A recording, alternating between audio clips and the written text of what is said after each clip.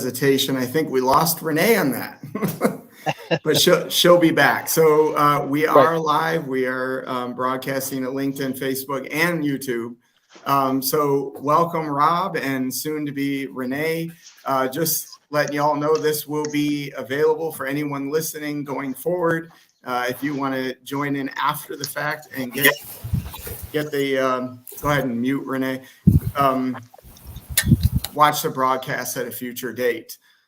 Just to kind of, get everybody acclimated to what this broadcast is about. We're going to be talking about communication and connecting with people.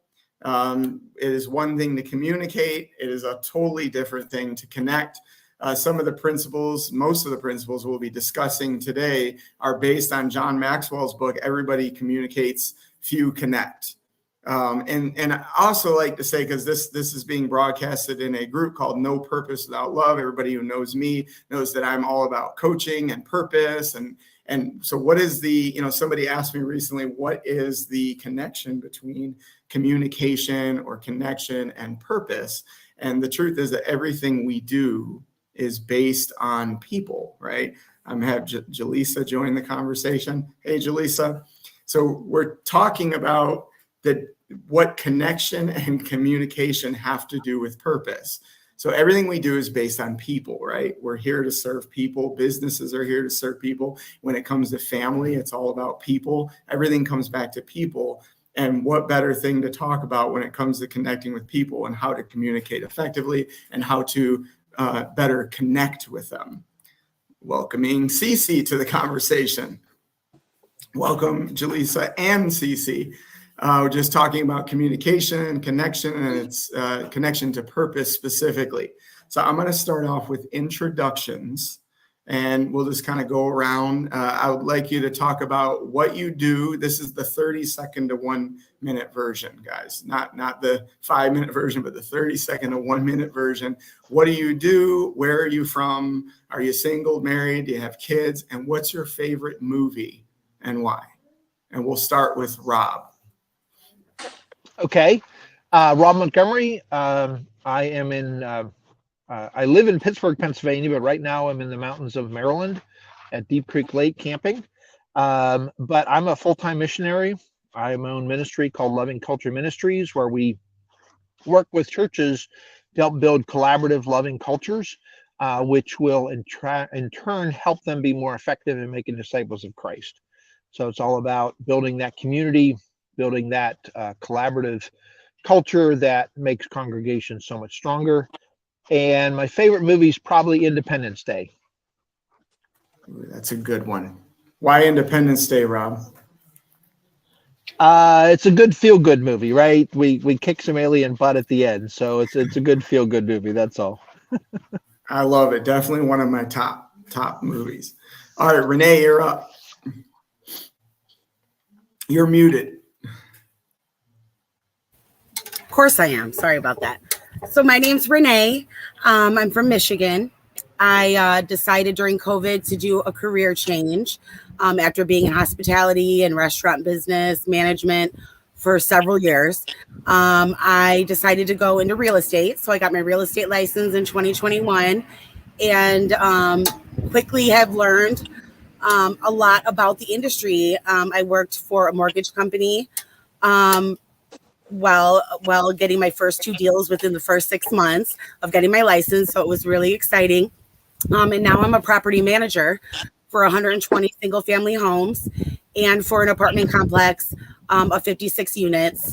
So I have just climbed up the ladder. I'm loving it. I'm passionate about the job and the industry. So I'm just here to learn communication and just learning to connect with people and feeling comfortable in myself while I'm talking. What's your favorite movie, Renee? Favorite movie? I love anything with Jim Carrey. Like, he cracks me up. I just love humor and comedy and kind of silly, stupid comedy. So I love Step Brothers. That's a funny one. Step Brothers. And just for those of you who don't know, Renee is actually my sister. So this is becoming a family event. Yes. All right. Thanks, Renee. Jaleesa, up. what you Can you all do. hear me okay? Yes. A Okay, little awesome. Yes. mostly good. Okay, awesome. Jaleesa Dallas here with Go Brave LLC Life and Business Coaching, where we help women of faith, specifically in organizations of impact, live bravely through emotional intelligence. So we get to the soul of the matter. I like to call myself a soul work coach. That is actually the title of my upcoming book. Soul Work: Disrupt Self-Sabotage, Renew Your Mind, and Transform Your Life. So that is what I do. I'm currently married, living in Youngstown, Ohio. And my favorite movie, I would say, I know there are two stark differences, but Love and Basketball, love the romance, the relationship, the friendship building, and then Willy Wonka and the Chocolate Factory, the creativity and the exploration of all of the different characters and things. I love it. So yeah, that's me. I just picture them being rolled out. Was it the Oompa Loompas and the purple? Yeah, that's the first thing that always comes to mind. Thank you. Welcome, Jaleesa. Cece, you are up. Hello, everyone. My name is Cece Dennis, and I currently reside in Atlanta, Georgia. And what I do in my professional life, I am an operations team lead and I'm executive assistant to a CEO for a wealth management company. I love communication. I've also served as a Team 2 liaison for a team management leadership program, communication program, and also my favorite movie, which is funny, is also Willy Wonka in the Chocolate Factory. That's awesome. That movie just makes me happy, puts me in my happy place, and it's very whimsical and creative like I am. So amazing. We got some Willy Wonka fans today, and you're going to be a great in addition to the conversation on communication, it sounds like, too. So welcome, Cece. Ben just joined us. Ben, you want to go ahead and just introduce yourself, what you do, where you're from, and what your favorite movie is? My name is Ben Blondie. I live in Smyrna, Georgia, just outside city of Atlanta. I do coaching and consulting for my company, the Give Hope Project, and my favorite movie is The Usual Suspects. Awesome. Well, welcome, Ben. Great to have you on. Hopefully I can see your faces. I know not everybody wants to show their face, but I will encourage you all to show your faces. It would be awesome to see you. Just letting everybody know that we're here just to have fun, get to know each other. Feel free to get to know each other after this is over as well. I'm so glad to have all of you. Just telling everybody that joined after the fact, a lot of the principles we'll be discussing today comes from John Maxwell's book, Everybody Communicates, Few Connect. So that's the context in which we're operating. So let's kind of get into it. And if anybody's watching this on the live stream, feel free to throw comments in. I'm watching. If you have questions, we can pose them to the group. So what is communication? Just simply put, communication, Google says, is the imparting or exchanging of information or news, right? All we're doing is we're communicating words. We're communicating body language. We're communicating tone. We're going to get into that in a minute. But in a basic sense, that's all we're really doing is we're passing information. But what does it take to really connect with others? And so we're going to pick a few different topics. And the first one we're going to get into here is connecting goes beyond words, right? So it's not just about the words we use. And so I'm going to share some stats, and maybe some of you have heard of this before, that 55% of communication is actually body language. 38% of communication is the voice tonality that I use. And only 7% of communication is the actual words that we use. And I think this is critical information when it comes to, connecting with people, because it's hard to connect with people. You'll notice, especially in a very virtual world, which is why I'm asking everyone to come on camera, because one thing we're missing is 55% of the communication. We cannot see body language. So when we're operating with the words that I'm using and the tone that I'm using, you're missing out on less than half of the actual communication. Because if I looked like this while I was talking, right, it kind of communicates something, doesn't it? Whereas if I was sitting like this, that also sends a message, doesn't it? But you can see that I'm free flowing with my hands and I have like a general excitement about my body that's sending a message to you. So I want to go around the room and just use this little bit of statistical information and start with this question. Since COVID, right, we are living in a much more virtual world. And so with that in mind, learning the new statistics on 55, 38, and 7 and how that communication comes together, what are some things that we can do to be better communicators and specifically connectors in a largely virtual world?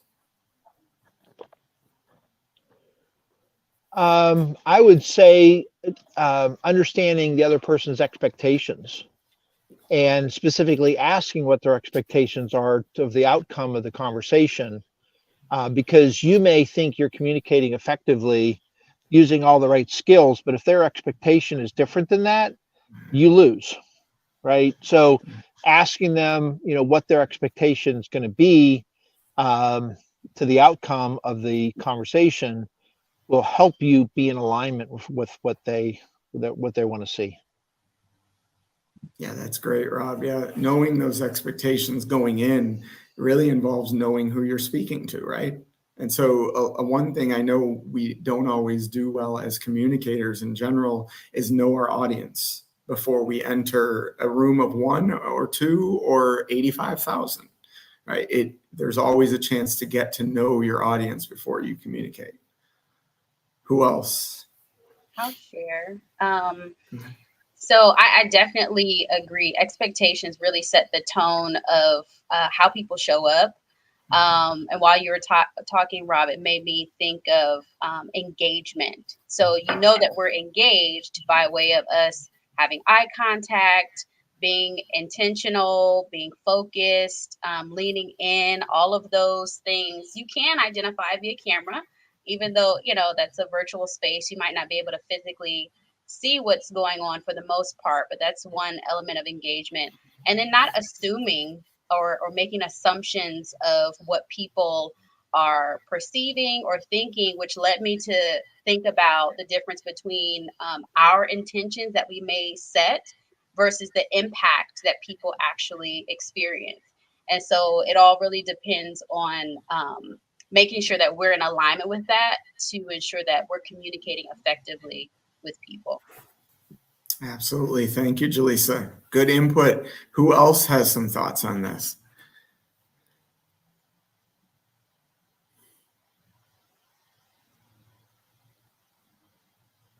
Cece, you turned on your camera. Yes. Pardon me. I was trying to get better lighting, but this is going to have to do. So basically what Jaleesa and Rob shared is spot on. I think about when it comes to communication, ask questions. Because when it comes to writing, online texting, a lot of, if you want something to be misunderstood, send it in a text. That's something I heard before. So ask questions. Did my communication land with you? Or what do you mean by that? Or also when it comes to expectations, because like you said, the virtual world, somebody could say something. I could say orange, and orange may mean something totally different. It could mean Oompa Loompa to me. It could mean orange juice to you. So get clarity around that. Absolutely. It reminds me of another book, Great Leaders Ask Great Questions. Good stuff. And one more thing to add to that, as she mentioned that people's perceptions of like that example of orange, also being considerate of culture and upbringing. Just because you perceive something to mean one thing does not mean the next person has the same meaning or background or frame of reference as you do. So I've heard a saying, seek to understand rather than seeking to be understood. Mm-hmm. Yeah, that's a good one. Alicia says, be curious. That is a good point. Curiosity is where the questions come from, and that is really what's seeking first to understand before you're seeking to be understood. And that actually comes from 7 Habits of Highly Effective People. I think that's habit number 5. Somebody else here says respect each other's views. And so, that I think means different things to different people. So, I'd be curious, like when you see that, respect others' views, what is the first thing that comes to mind? I'd be curious what Renee's thoughts are on that. You're muted.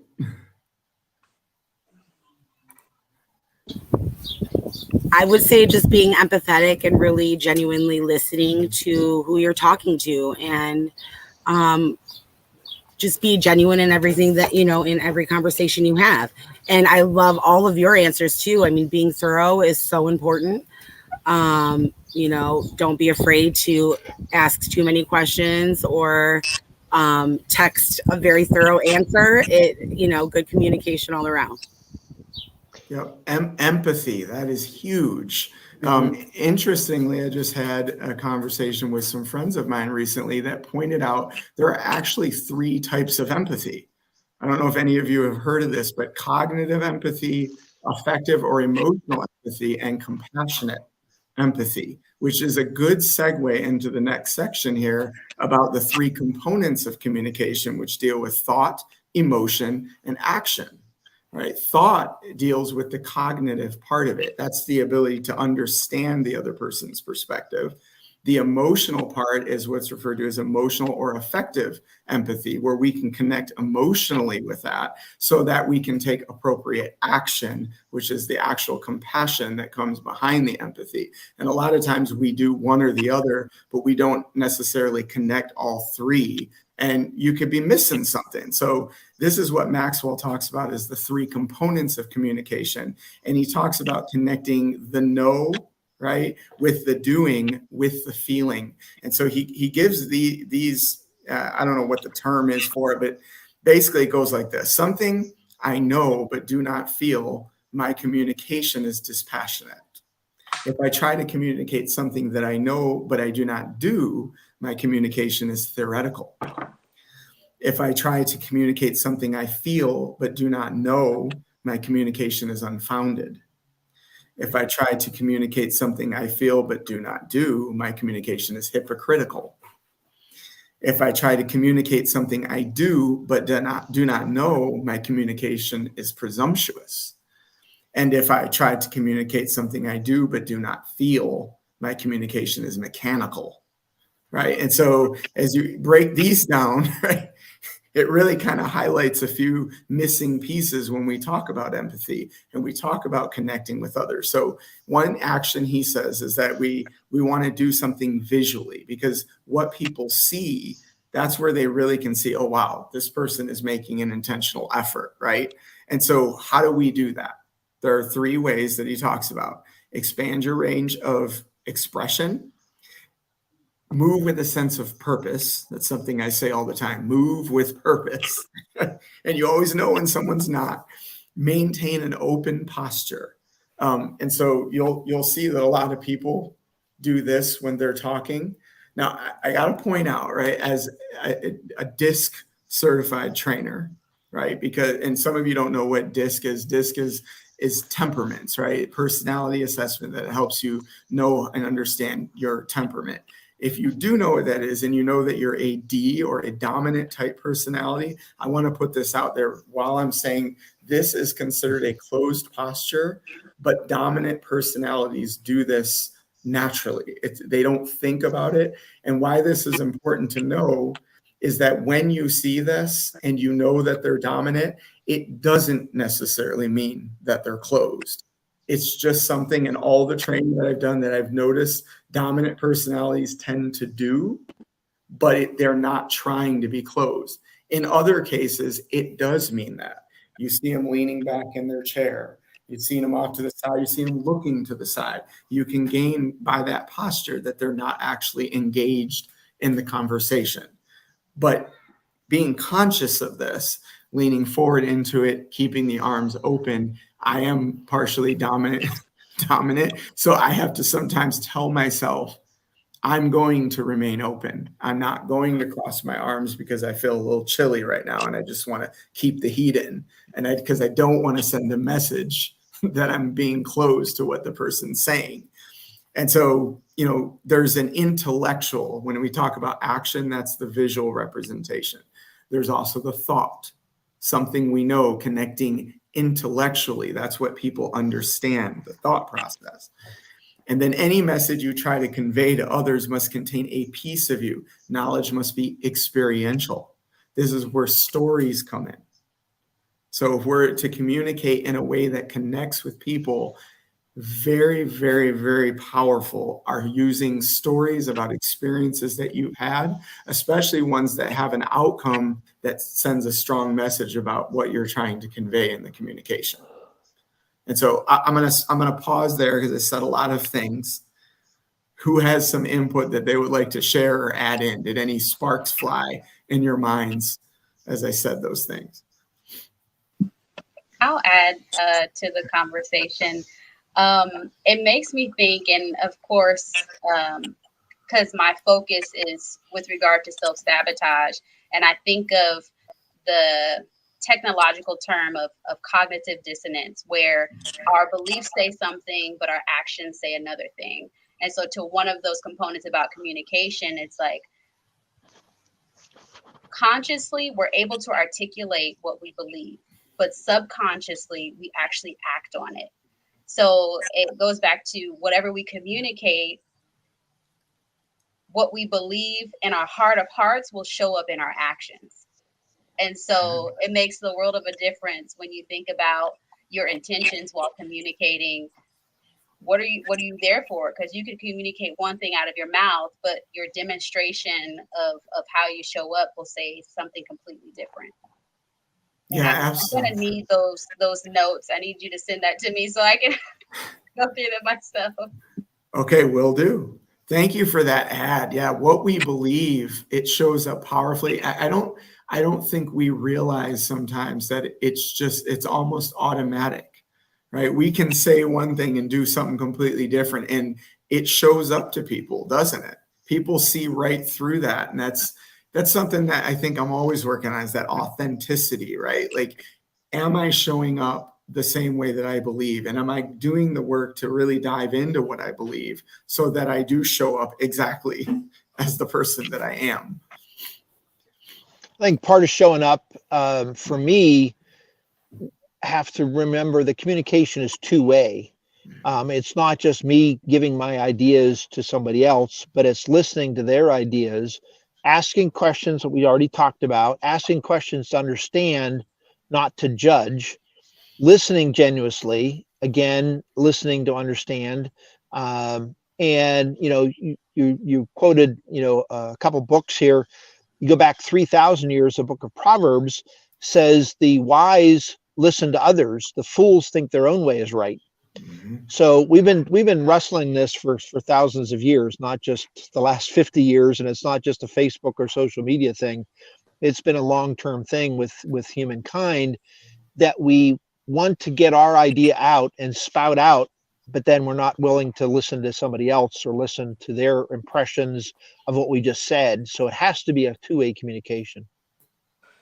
Absolutely. How many times are we thinking about what needs our response before we even finish the sentence or they finish the sentence that they were trying to say? It's a common issue. How many conversations have you had? You're talking to somebody and you see the gears turning in their head, and as soon as you take a breath, they're jumping in and telling you why their idea is right and you're a fool. And you just see it in their eyes. Their physical being is like, they're going to jump in and tell me something different. So yeah. Oh, absolutely. Somebody here is saying putting it on the screen, being present in the conversation. David, you taught me. I don't even know who said that. It just says Facebook user. So whoever you are, I appreciate the kind word. But yes, being present in the conversation is important, because I think a lot of times, like, we're in our head, and this is truly a struggle that I have. You know, those of you on this call right now may not know that about me, but the truth is I'm always struggling with staying out of my head, right? And so being present means letting that go and actually being present to what the person is saying. Any other thoughts to share on that? Let's go back to the visual part, right? The visual, we talked about expanding a range of expression, moving with a sense of purpose, and then the posture. What visual technique do you guys think you need to work on or improve in order to grow in this space?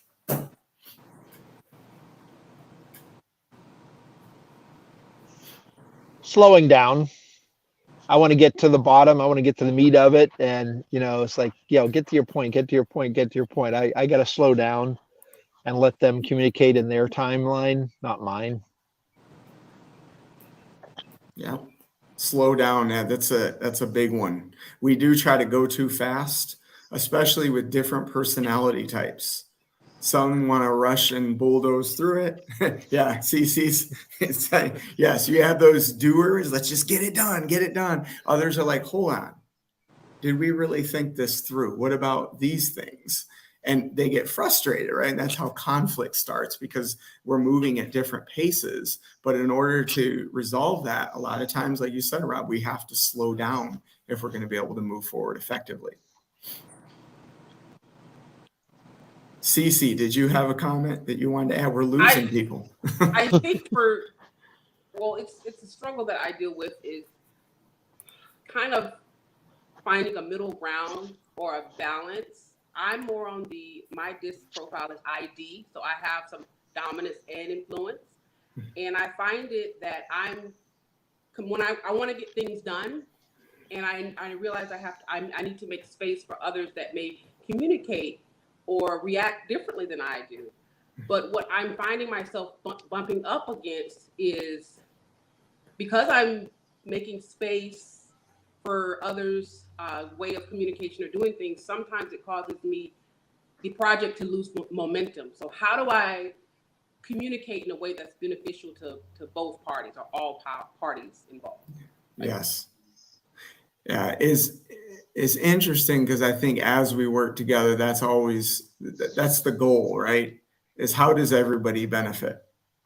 And I don't know that everybody thinks that way, but I think if we were to make that our focus, how much better would things be if every party was thinking the same thing? How can I benefit you? How can I benefit the entire group? Okay.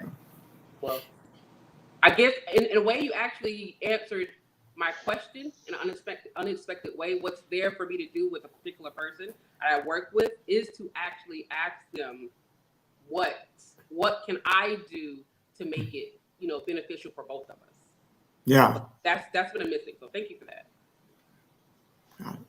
All right.